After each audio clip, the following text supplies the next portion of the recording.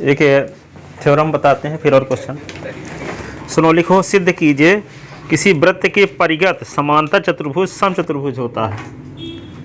सिद्ध कीजिए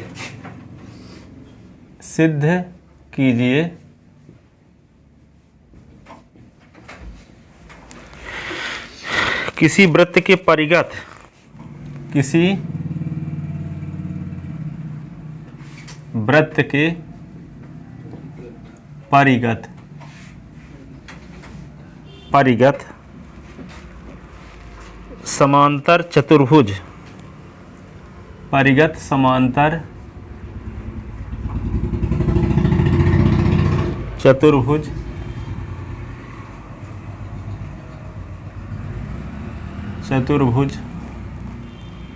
समचतुर्भुज होता है। समचतुर्भुज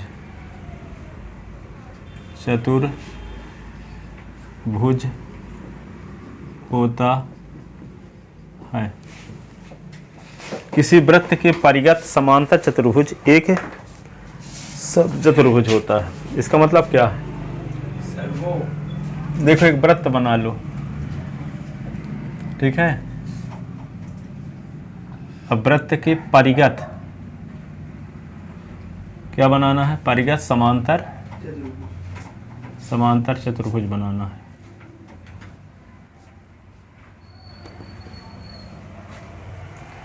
ठीक है।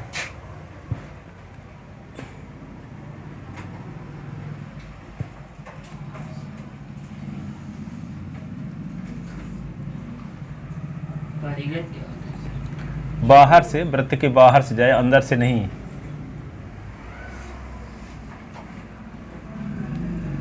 स्पर्श करते हुए भुजा, जिसकी सभी जिस समांतर चतुर्भुज की सभी भुजाएं स्पर्श करती हों वृत्त को। तो ए बी सी डी एक वृत्त सर्किल ओ आर का परिगत समांतर चतुर्भुज है। तो सिद्ध करना है कि ये समचतुर्भुज है। ठीक है।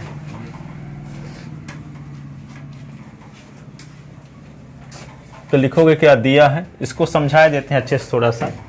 परिगत का मतलब एक वृत्त जो समांतर चतुर्भुज की सभी भुजाएं वृत्त की स्पर्श रेखा हों, है ना। समांतर चतुर्भुज की सभी भुजाएं वृत्त की क्या हो? स्पर्श रेखा। और ये भी पता है कि ए बी सी डी एक समांतर चतुर्भुज है। तो सिद्ध करना है कि ये समचतुर्भुज है। समचतुर्भुज में क्या होगा? सभी भुजाएं बराबर होंगी। समांतर चतुर्भुज में आमने सामने भुजाएं बराबर होंगी। ठीक है। तो यहाँ मान लेते हैं जो स्पर्श बिंदु है इसको हम मान लेते हैं पी क्यू आर और ये एस, ये स्पर्श बिंदु है। ठीक है। तो यहाँ ध्यान ये रखना है कि बाह्य बिंदु से किसी वृत्त पर खींची गई स्पर्श रेखाएं बराबर होती हैं। इसलिए पहले लिखो ए पी बराबर ए एस। क्या हो जाएगा? ए पी बराबर ए एस, बी पी बराबर बी क्यू, बी पी बराबर बी क्यू। रीजन क्या दोगे?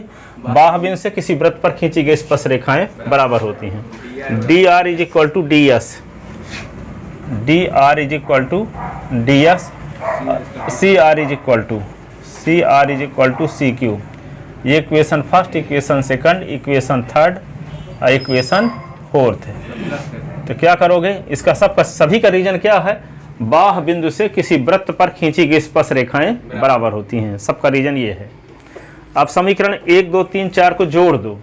जोड़ने से क्या होगा? बायां पक्ष बाएं पक्ष के साथ जुड़ेगा, दाएं पक्ष दाएं पक्ष के साथ। तो क्या हो जाएगा? A P plus B P plus D R plus C R is equal to A S plus B Q plus D S plus C Q. ऐसे तो ए पी और बी पी को जोड़ दोगे तो क्या हो जाएगा? ए पी और बी पी को जोड़ो, ए पी और बी पी को जोड़ दोगे तो ए बी हो जाएगा, है ना। डी आर और सी आर को जोड़ दो तो डी आर और सी आर डी सी। तो क्या हो गया? डी सी या सी डी या डी सी। ए एस और डी एस को जोड़ दो, ए एस और डी एस को जोड़ दोगे तो क्या हो जाएगा? ए डी। और बी क्यू और सी क्यू को जोड़ दो, बी क्यू सी क्यू तो बी सी हो जाएगा। ठीक है। और समांतर चतुर्भुज की आमने सामने भुजाएं बराबर होती हैं। समांतर चतुर्भुज की आमने सामने भुजाएं बराबर होती हैं। तो यहाँ पे ए बी बराबर डी सी, तो डी सी की लंबाई ए बी की बराबर है। तो यहाँ पे डी सी के स्थान पे क्या लिख देंगे, A B, A B plus A B, ऐसे। और इसमें क्या लिख देंगे, A D B C, A D और बी सी बराबर होंगे क्योंकि समांतर चतुर्भुज की आमने सामने भुजाएं बराबर होती हैं। तो यहाँ बी सी लिख सकते हैं, तो B C plus B C, तो ए बी कितने, A B 2 A B C कितने, बी सी 2 बी सी, तो बी सी भी कट गया, ए 2 कट गया, तो क्या आ गया, ए बी बराबर बी सी। तो जब ए बी बराबर बी सी आ गया तो ए बी किसके बराबर है, डी सी के। तो यहाँ पे क्या लिख दोगे, डी सी। अब बी सी किसके बराबर है, ए डी के, तो चारों भुजाएं बराबर हो गई। तो जिस समांतर चतुर्भुज की चारों भुजाएं बराबर होती है उसे समचतुर्भुज कहते हैं। जिस समांतर चतुर्भुज की चारों भुजाएं बराबर हो उसे क्या कहते हैं, समचतुर्भुज। ठीक है, तो लिखोगे क्या, दिया है एक परिगत समांतर चतुर्भुज है, दिया है वृत्त सर्किल ओ आर, लिख लो, ओ आर का परिगत समांतर चतुर्भुज।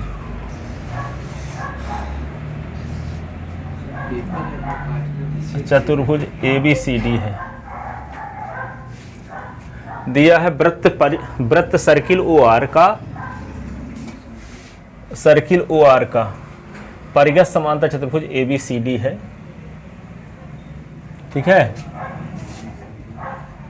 तो सिद्ध करना है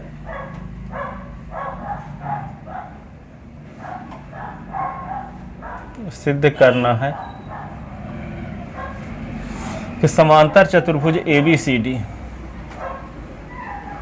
समांतर चतुर्भुज ए बी सी डी एक सम चतुर्भुज है, एक सम चतुर्भुज है। समांतर चतुर्भुज ए बी सी डी एक सम चतुर्भुज है। तो क्या लिखेंगे,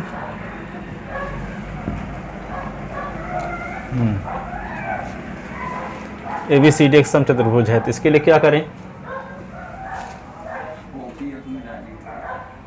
उपपत्ति लिखोगे ना, उपपत्ति। तो उपपत्ति में क्या लिखोगे,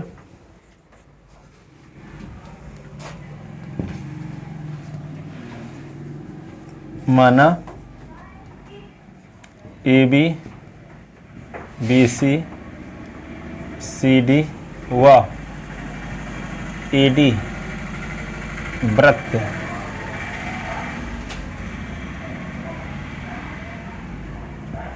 सर्किल ओ आर को बिंदुओं P Q R Y S पर माना A B B C C D और ए डी वृत्त सर्किल ओ आर को बिंदुओं P Q R Y S पर स्पर्श करती हैं, स्पर्श करती हैं।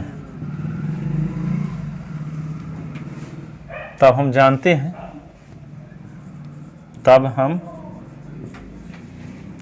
हैं, क्या जानते हैं, बाह्य बिंदु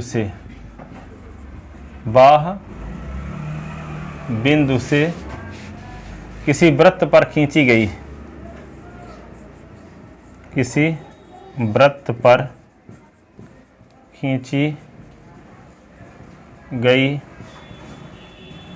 स्पर्श रेखाएं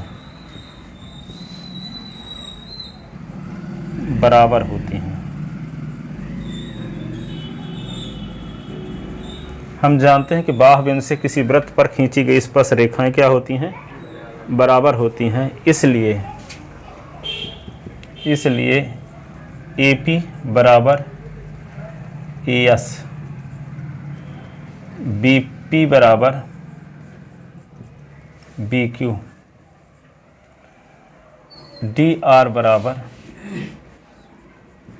डी एस, सी आर बराबर C Q. Equation first, equation second, equation third, equation fourth, ये आ गया। बाह्य बिंदु से किसी वृत्त पर खींची गई स्पर्श रेखाएं बराबर होती हैं, इसलिए ये लिख दिया।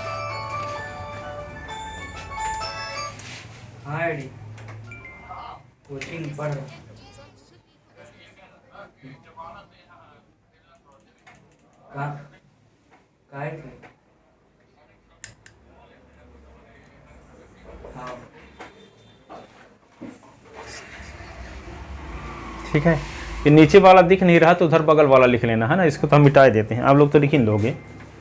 हम यह नीचे वाला दिख नहीं रहा वीडियो में, तो यहाँ भी तो लिखे हैं। ये मान लो मैं तो पहले लिख लिया फिर लिख रहे थे ना। अब यहाँ क्या लिखोगे? समीकरण 1 धन 2 धन 3 धन 4 से तो जोड़ेंगे तो बायां पक्ष सबका बायां पक्ष के साथ जुड़ेगा, दाएं पक्ष के साथ। ठीक है, अब इसको थोड़ा सा और ढंग से लिखे देते हैं दूसरी लाइन से। AS BQ DS DS ये क्या हो गया? CQ। AP और BP को इकट्ठा कर दिए तो क्या हो गया? AP और BP तो AB ना हो जाएगा, और DR और CR DR तो DC हो जाएगा, है ना। AS तो यहाँ पे क्या लिख लेते हैं? AP और BP तो AB लिख दिए, DR और CR तो DC लिख दिए, AS और BQ AS और BQ तो मैच नहीं कर रहा है, तो AS को किसके साथ करते हैं? DS के साथ, AS plus DS BQ plus CQ। ठीक है, तो AB प्लस DC और यहाँ क्या होगा? AS और DS मिलके क्या हो जाएगा? AD। BQ और CQ मिलके BC। अब क्या लिखेंगे? AB और DC AD और हाँ, किंतु AB किसके बराबर? इक्वेशन क्या लिख दोगे? ये आगे लिखे देते हैं, आगे पहले लिखे देते हैं फिर बताएंगे स्टोरी, है ना। AB और DC के स्थान पे AB लिखे देते हैं ना, और DC के स्थान पे BC लिख देते हैं, और यहाँ BC। रीजन क्या लिखेंगे? हाँ, तो लिख देते हैं AB बराबर DC और BC बराबर AD बराबर BC। समांतर चतुर्भुज की आमने सामने भुजाएं बराबर होती हैं।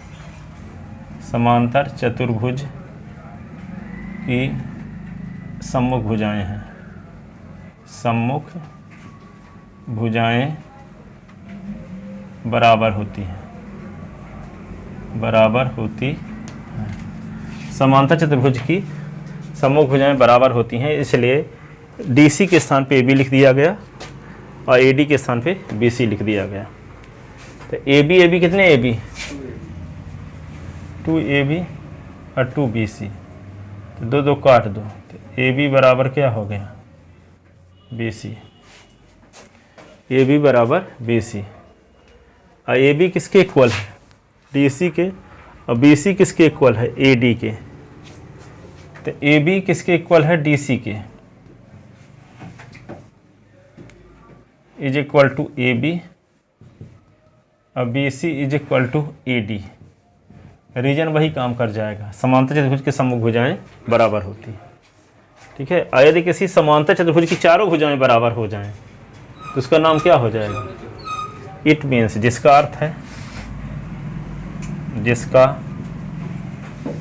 अर्थ है कि समांतर चतुर्भुज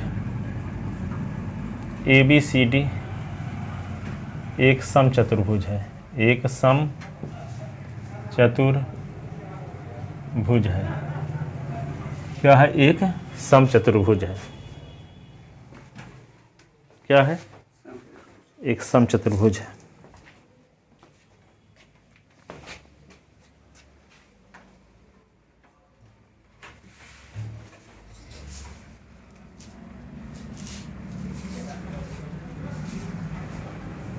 लिख ले इसको।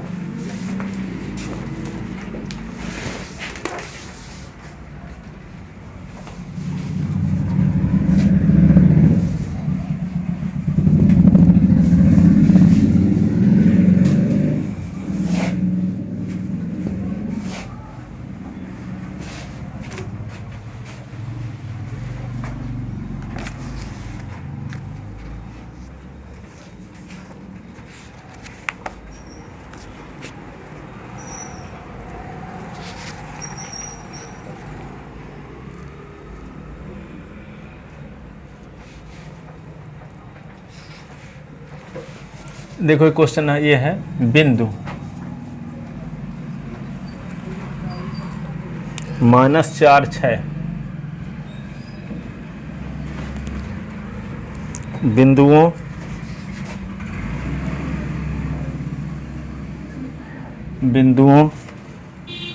-6 10 और 3 -8, इसका नाम ए रख लो,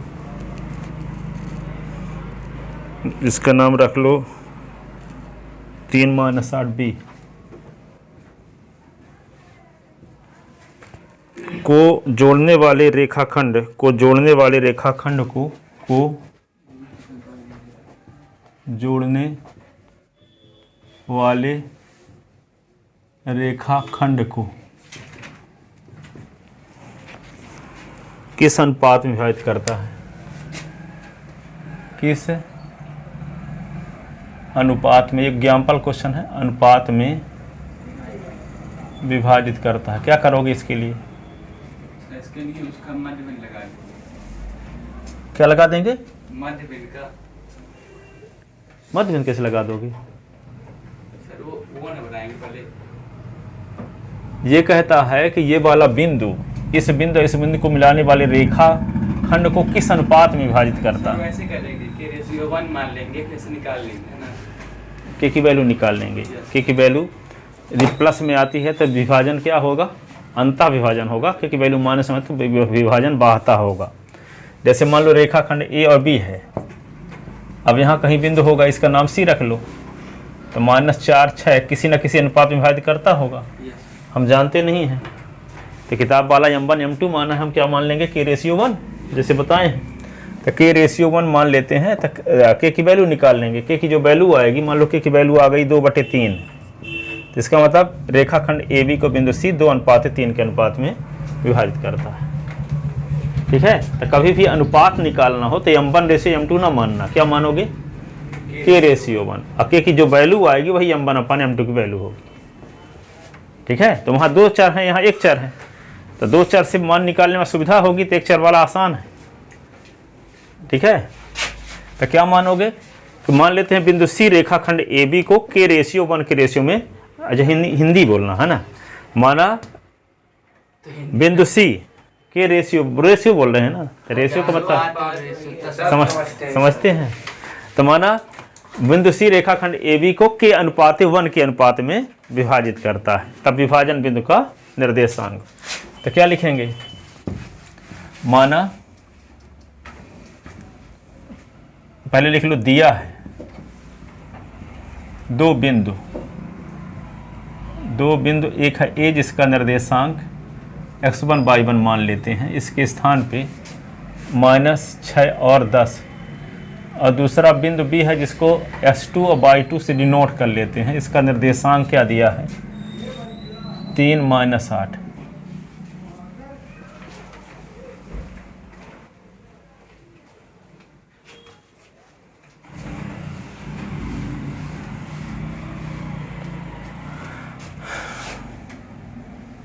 तब बिंदु सी रेखाखंड ए बी को जिस अनुपात में विभाजित करता है वह अनुपात हमें ज्ञात करना है। तब बिंदु सी जिसका निर्देशांक -4 6 रेखाखंड ए बी को जिस अनुपात में जिस अनुपात में विभाजित करता है वह अनुपात हमें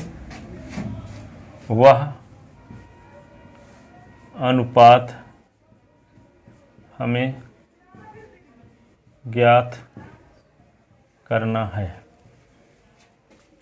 तब बिंदु सी जिसका निर्देशांक -4, रेखाखंड AB को जिस अनुपात में विभाजित करता है वह अनुपात हमें ज्ञात करना है।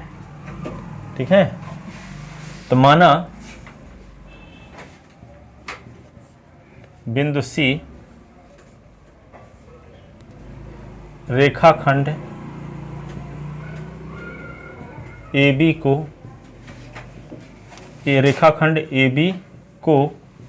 के अनुपात 1 के अनुपात में विभाजित करता है। के अनुपात 1 के अनुपात में विभाजित करता है।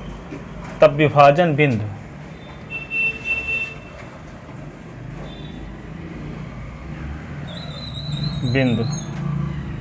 C -4, 6 का निर्देशांक, विभाजन बिंदु C -4, 6 का निर्देशांक,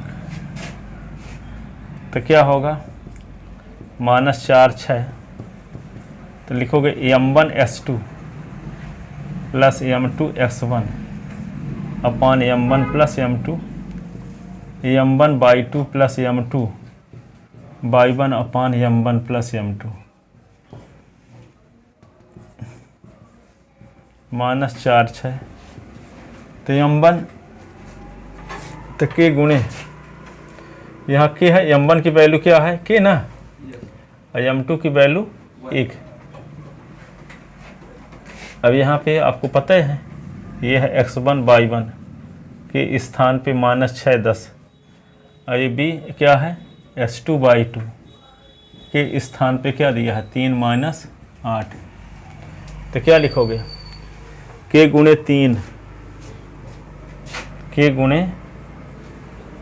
3 प्लस 1 गुणे के गुणे 3 प्लस 1 गुणे -6 बटे के प्लस 1, फिर के गुणे -8 प्लस के गुणे -8 प्लस 1 गुणे 10 अपान के प्लस 1,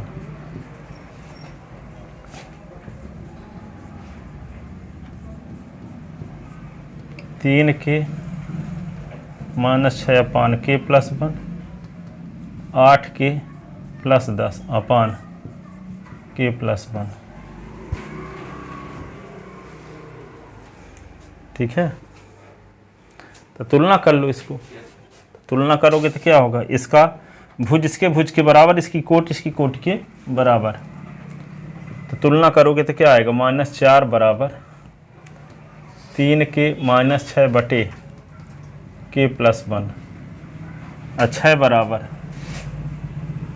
-8 के और प्लस 10 बटे के प्लस 1। इसके नीचे एक लिख लो अतिरिक्त गुणा, तो -4 ये के प्लस 1, 3 के -6 और ये क्या होगा 6 और के प्लस 1 इज इक्वल टू -8 के प्लस 10, तो -4 के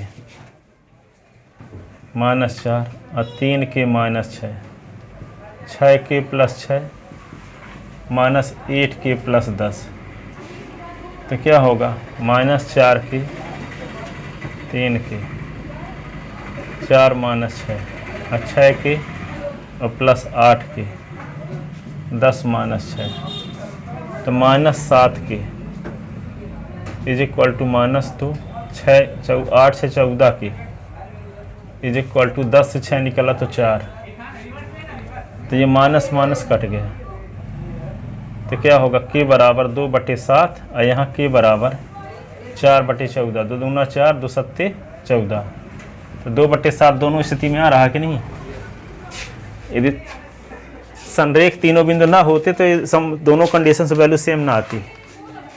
संरेख है ना, एक ही रेखा में स्थित होंगे तभी दोनों कंडीशन वैल्यू सेम आ रही है।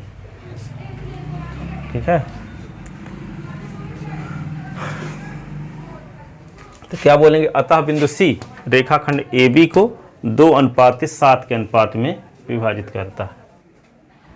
अतः बिंदु सी रेखाखंड ए बी को, अतः बिंदु सी,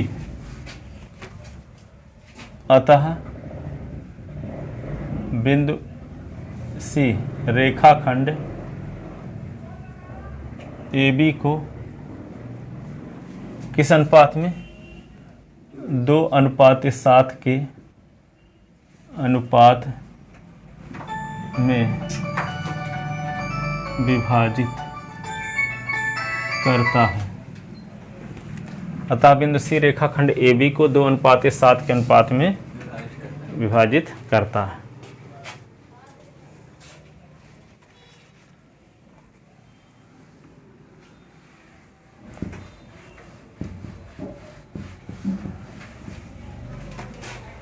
ठीक है, 2:7 के अनुपात में विभाजित करता है। लिख दिया था ना।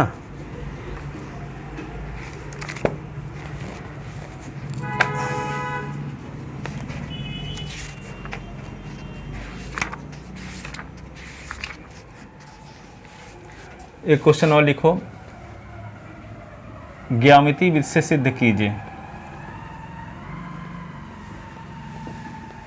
सिद्ध कीजिए number first sine square theta plus cos square theta बराबर 1। दूसरा 1 प्लस tan स्क्वायर थीटा बराबर sec square theta, 1 plus cot square theta cosec square theta. तीन में से कोई एक आएगा, तीनों बता रहे हैं। कंफर्म है आएगा, आता रहता है, तब पता नहीं कि नंबर लगेगा नहीं, पर आता रहता है, बन तैयार करके जाओगे ही। हाँ, sine square theta plus cos square theta equal to 1, 1 plus tan square theta है ही कितना आसान, तो तीनों तैयार किए रहना, बन जाएगा। हैं कैसे, क्या करोगे? सर ट्रायंगल बना के पाइथागोरस प्रमेय लगाना है। ab square plus bc square बराबर AC कैसे, फिर सर पहले वाले में ac स्क्वायर का तीनों पदों में भाग करना है। हाँ, फिर दूसरे वाले में, फिर दूसरे वाले में सर bc का भाग करना है। तीसरे वाले में AC का भाग करना है। हाँ दूसरे में ए बी का स्क्वायर, हाँ स्क्वायर। ठीक है, सबसे बनता है। नहीं बनता। चलो देखो, तो समकोण त्रिभुज बनाते हैं। समकोण त्रिभुज ए बी सी, ए को कोण थीटा मान लिए, इसको 90 अंश मान लिए। ठीक है, तो 90 अंश के सामने वाली भुजा एस ए सी कर्ण होगी। तो समकोण त्रिभुज ए बी सी में, त्रिभुज ए बी सी में माना कोण ए को थीटा मान लेते हैं, कोण बी को 90 अंश। तब पाइथागोरस प्रमेय से, पाइथागोरस प्रमेय से क्या होगा, ए बी का वर्ग धन बी सी का वर्ग बराबर ए सी का वर्ग, समीकरण नंबर 1। अब ध्यान ये रखना है आपको कि ये याद ना किए रहो कि ए सी के वर्ग का भाग देना है। पता चला कि आप ये यहाँ रख दिए तो ए बी सी हो गया, तो ए बी कर्ण हो गया। ठीक है, तो याद रखना कि पहले वाले को साइन थीटा कास थीटा का फार्मूला होता है, साइन थीटा का लंब बटे कर्ण ना होता है कि नहीं, साइन थीटा का फार्मूला लंब बटे कर्ण साइन थीटा का, और कास थीटा का आधार बटे कर्ण, आधार बटे कर्ण। तो दोनों के बटे में क्या है, कर्ण। तो कर्ण इस समकोण त्रिभुज में जो हो, तो कर्ण उसे कहते हैं जो 90 अंश के सामने की भुजा हो। तो 90 अंश के सामने भुजा यहाँ कौन सी है, ए सी है, ए सी कर्ण है।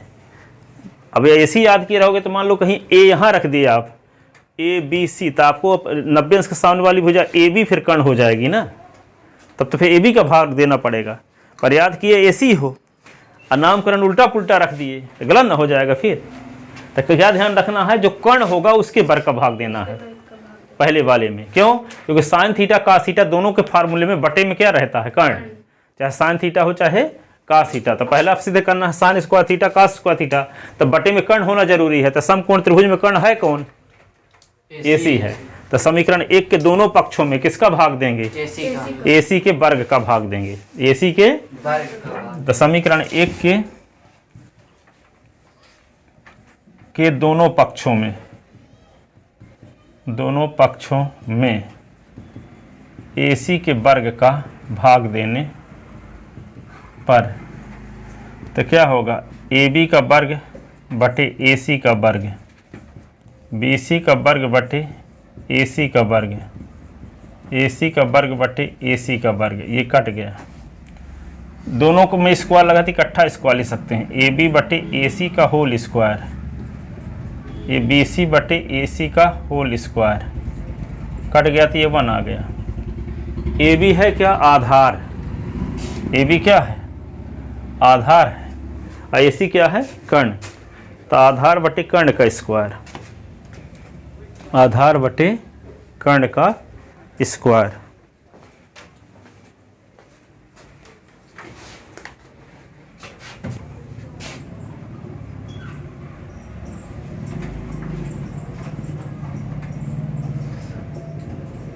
फिर लंब बटे कर्ण का स्क्वायर बराबर 1। अब आधार बटे कर्ण होता क्या है, आधार बटे कर्ण क्या होता है, कास थीटा, कास थीटा का स्क्वायर, ये क्या होगा, साइन थीटा का स्क्वायर बराबर 1। तो ये होगा कास स्क्वायर थीटा, ये क्या होगा, साइन स्क्वायर थीटा बराबर 1। तो sine square theta plus cos square theta बराबर 1, ये प्रूव हो गया पहला भाग।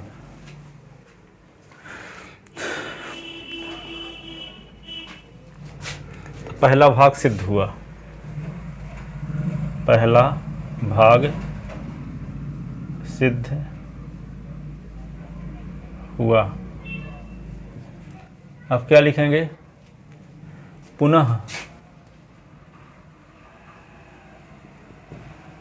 अब क्या, tan थीटा का सूत्र sec थीटा का फार्मूला क्या होता है, दूसरा सिद्ध करना है, अब सिद्ध करना लिख लो, अब सिद्ध करना है 1 प्लस tan स्क्वायर थीटा बराबर sec स्क्वायर थीटा। अब tan थीटा का फार्मूला क्या जानते हो आप,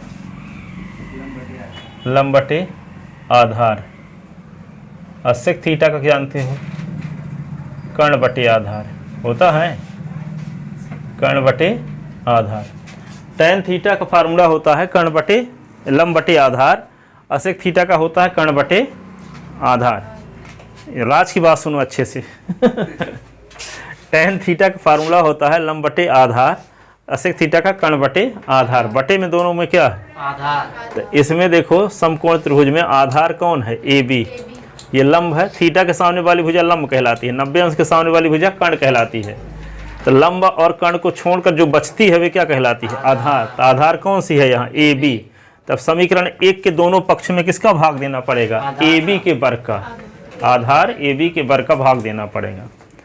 ठीक है, तो सिद्ध करना है। तो समीकरण 1 से, समीकरण 1 से क्या होगा, AB का वर्ग धन BC का वर्ग बराबर AC का वर्ग।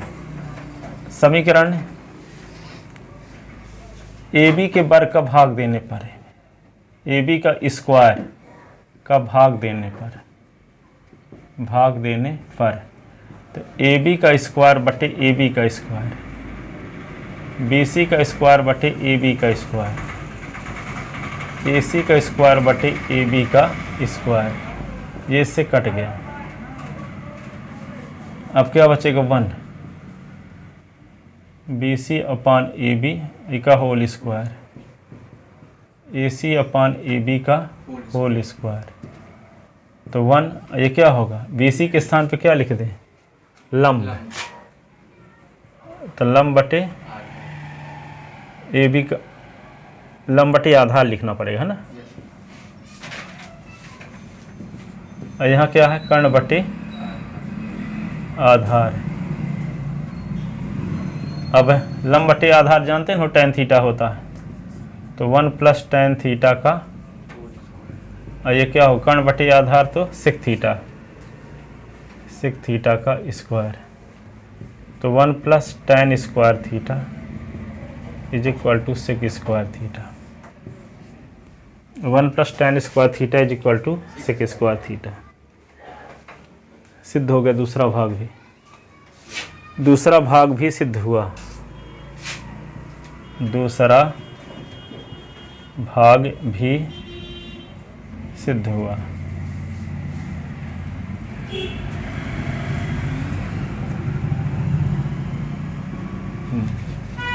अब क्या लिखेंगे, तीसरा भाग।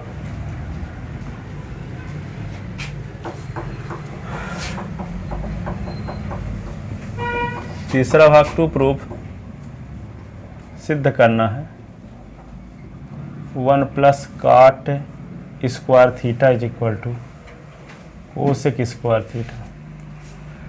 तो समीकरण 1 से, समीकरण 1 से क्या आ गया, ए बी का वर्ग धन बी सी का वर्ग बराबर ए सी का वर्ग।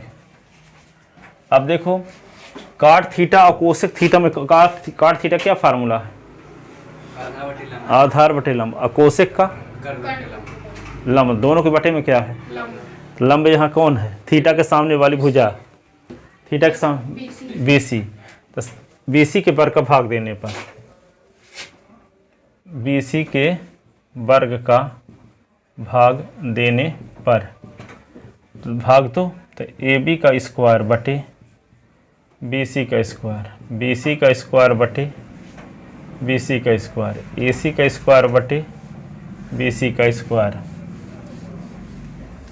अब बी सी काट दो, तो ए बी अपान क्या होगा, बी सी का होल स्क्वायर प्लस 1, और ए सी अपान बी सी का होल स्क्वायर। ए बी क्या है, आधार, ए बी क्या है, आधार, और बी सी क्या है, लंब, आधार बटे लंब का स्क्वायर प्लस 1, कर्ण बटे लंब का स्क्वायर।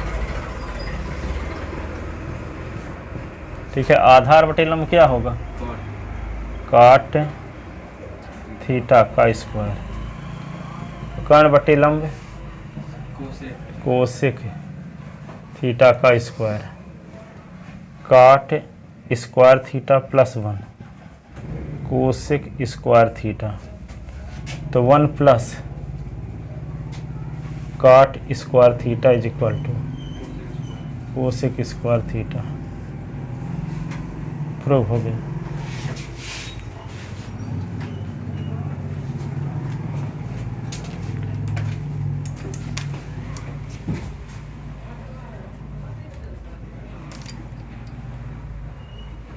इसी से और फार्मूले बन जाते हैं ना, कैसे बनेंगे, 15 फार्मूले बन जाएंगे इसी से। दिखाते हैं स्पेशल कंडीशन, मैथ कॉलम में भी आते रहते हैं। जैसे मान लो पहला sine square theta plus cos square theta is equal to 1 ना है, तो ये साइन को उधर ले जाओ तो क्या बचा, cos square theta is equal to 1 minus sine square theta. अब कास को उधर ले जाओ तो इधर क्या बचेगा, साइन स्क्वायर थीटा, तो 1 माइनस कास स्क्वायर थीटा। अब इसका एक फार्मूला जानते हो कि S square is equal to N है, तो S is equal to root N हो जाता है। क्या हो जाता है, रूट एन।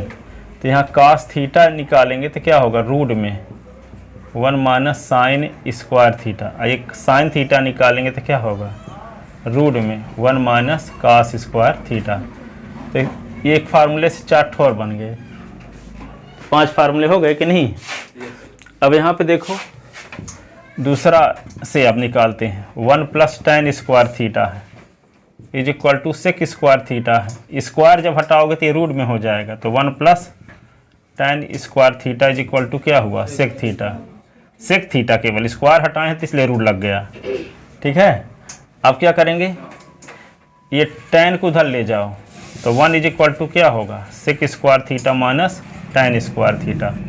अब 1 को उधर ले जाओ तो इधर tan स्क्वायर थीटा बचा रहेगा, तो क्या लिख देंगे, sec square theta minus 1। Square हटाएंगे इसका तो tan theta is equal to क्या होगा, under root sec square theta minus 1। तो ये भी 5 फार्मूले बन गए। ठीक है, अब यहाँ क्या है, 1 plus cot square theta is equal to cosec square theta. तो इसका स्क्वायर हटाएंगे तो रूट लग जाएगा, तो 1 plus cot square theta is equal to cosec theta. ठीक है, अब काट को उधर ले जाओ, तो काट को उधर ले जाओ तो 1 बचेगा इधर, तो क्या होगा, कोसेक स्क्वायर थीटा माइनस काट स्क्वायर थीटा। फिर क्या है, 1 इज इक्वल टू, अब क्या लिखेंगे, 1 को उधर ले जाओ तो क्या होगा, cot square theta is equal to cosec square theta minus 1। इसका स्क्वायर हटाओगे तो cot theta is equal to root में हो जाएगा, तो कोसेक स्क्वायर थीटा माइनस 1। तो 15 फार्मूले में से किसी न किसी रूप में पूछा जाता है। तो fill in the blanks, match the column, fill in, और ठीक है सही जोड़ी बनाइए, तो ये सब आते रहते हैं। तो लिख लो सब फार्मूले, विशेष कंडीशन वाले भी लिख लो।